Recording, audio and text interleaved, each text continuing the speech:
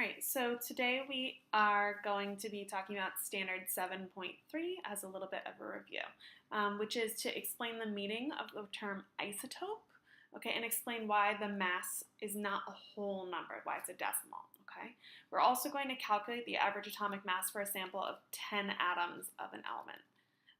So an isotope is basically an atom, two versions of an atom or more that they're the same element, but they've got different masses. So really what's different about them is the number of neutrons, okay? What's the same is if they've got the same number of protons, right? Because protons define what an element actually is.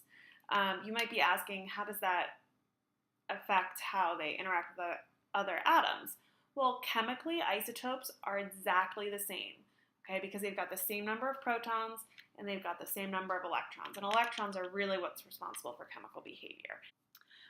So what you can see here is we've got three different isotopes, and we've got these purple right here, which are going to be the neutrons.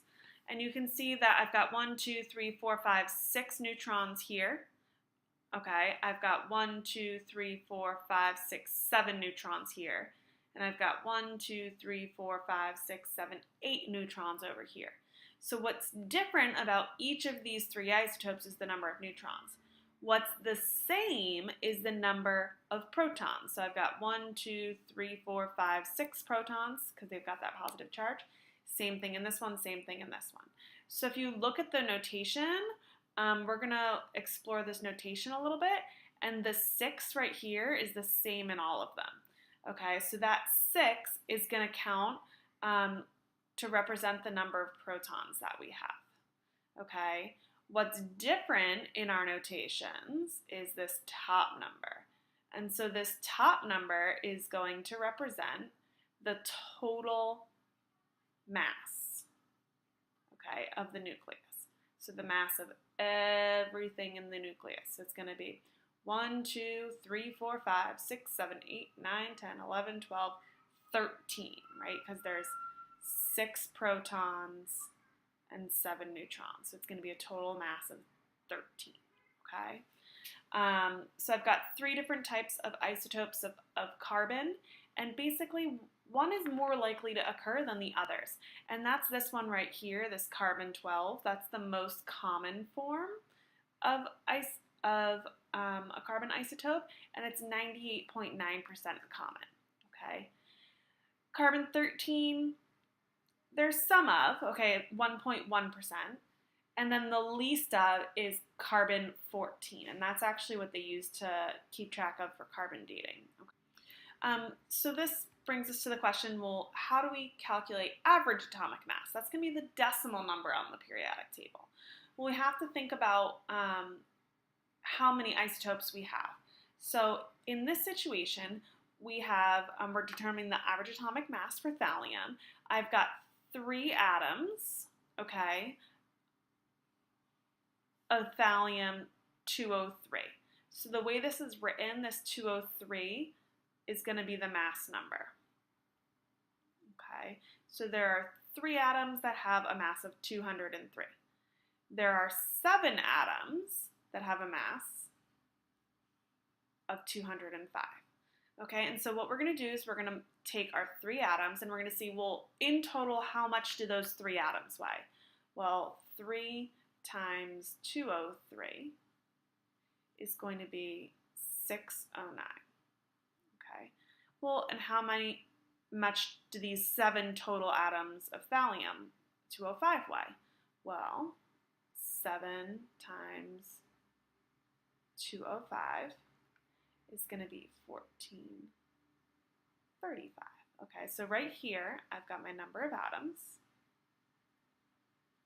And then right here, I've got the corresponding mass number. Okay. And so in total, I've got 10 total atoms. And let's see what the total mass of those 10 are. Okay, so 609 plus 1435 is going to be 2,444 as my total mass. Okay, but I want to know what the average mass is. So I'm going to divide by the number of atoms that I have, which is 3 plus 7. It's going to be 10. Okay, that results in moving the decimal place over 1, so it'll be 204.4 atomic mass units. And that's going to be the total average mass of the 3 atoms of thallium-203 and the 7 atoms of thallium-205. All right, great work. So the next piece that we're going to talk about is why the average atomic mass is not a whole number. So if we think about it, and this is going to be looking at it in a different form.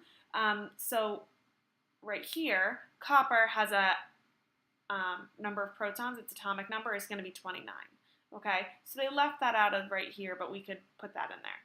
There are 2 forms of copper. We've got copper 65, so that's 1 mass number. And then they also have copper, oops, sorry, that's supposed to be a C, Cu63. Okay, and so of our sample, it's 31% are copper 65.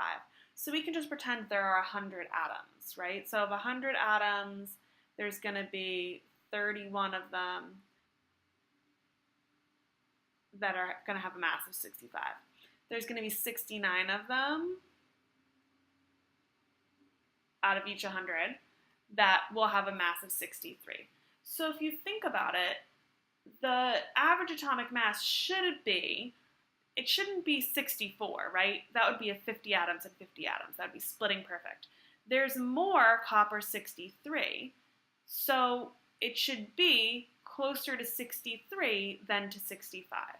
And if we do this math out the same way we did before, we've got our